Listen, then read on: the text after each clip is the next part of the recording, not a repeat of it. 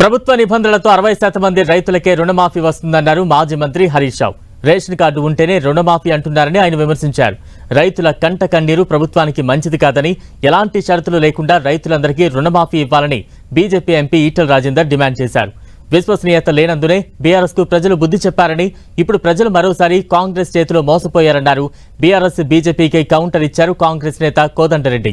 తమది రైతు ప్రభుత్వమని, అందరికీ న్యాయం చేస్తామన్నారు. రుణమాఫీ నిబంధనలపై విపక్షాలదే దుష్ప్రచారం చేస్తున్నారని కోదండరెడ్డి దుయ్యబట్టారు. ఒక రకంగా ఇండ్లలో కొట్లాట పెట్టినట్టు రేషన్ కార్డు మీద ఏరుబడ్డ కొడుకుంటాడు. ఇప్పుడు కొడుకు సంసారం ఏరుబడ్డది, కానీ రేషన్ కార్డులు ఏరువల్లి. ఈ ప్రభుత్వం పద్ధతి ఎట్లుందంటే నువ్వు ఇంట్లో ఏరుబడచ్చు, నీ పాస్బుక్ అలాగే ఉండొచ్చు, కానీ రేషన్ కార్డులు ఒకటే ఉన్నావు కదా, నీకు ఒక్కరికే మాఫీ చేస్తా అంటున్నది ఈ ప్రభుత్వం.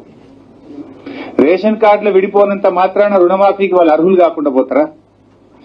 వాళ్ళు ఎప్పుడో తీసుకున్న రేషన్ కార్డు ఉంది, దాంట్లో తండ్రి కొడుకులు ఉన్నారు, కొడుకుల పెళ్లిళ్ళు అయినాయి. మరి కొడుకులు ఇవాళ ఆస్తి మంచిండు తండ్రి, కొడుకు పాస్బుక్ వేరే ఉంది, తండ్రి పాస్బుక్ వేరే ఉంది. మరి రేషన్ కార్డులు ఒకటి ఉన్నావు గనక తండ్రికి మాఫీ చేస్తా, కొడుకు ఎగబెడతా అంటే ఇవాళ ఇంట్లో కుటుంబంలో చిచ్చు పెట్టినట్టు కదా. అంటే 3.5 ఎకరాల పైబడి తరి పొలం ఉన్న వాళ్ళకు రేషన్ కార్డు ఉండదు కాబట్టి రుణమాఫీ చెయ్యవు.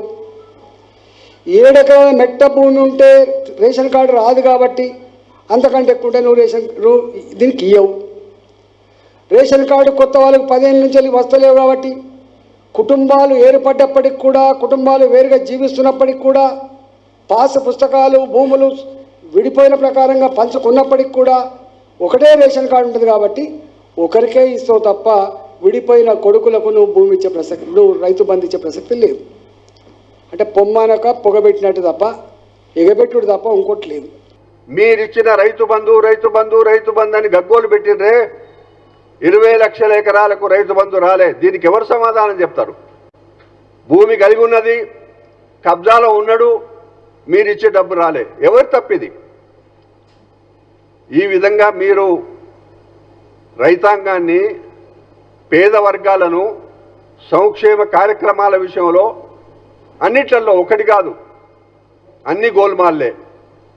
తగుదునమ్మా అంటూ ఈరోజు మీరు మాకు పాఠాలు నేర్పడం చాలా విచిత్రంగా ఉంది.